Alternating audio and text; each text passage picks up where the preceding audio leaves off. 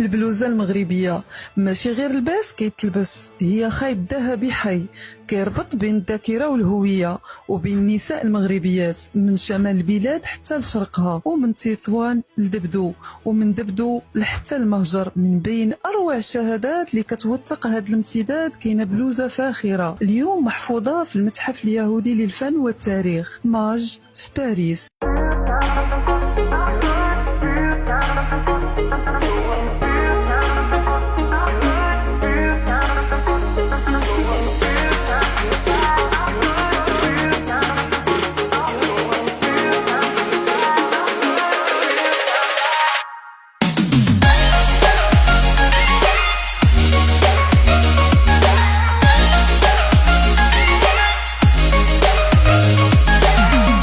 بلوزة كانت ملك السيدة إستر توباليم موشينو، سيدة يهودية مغربية من تطوان، كانت من أصول تطوانية، تزوجات سنة 1896 بمدينة معسكر الجزائرية من جاكوب موشينو، ومن بعد ما مشات تعيش في تيغس فيل قرب وهران، لكن ما مشاتش بوحدها، مشات ومعاها جزء من ذاكرتها المغربية، بلوزة مطرزة بخيوط ذهب ومزينة بالبريق والصفائح المعدنية.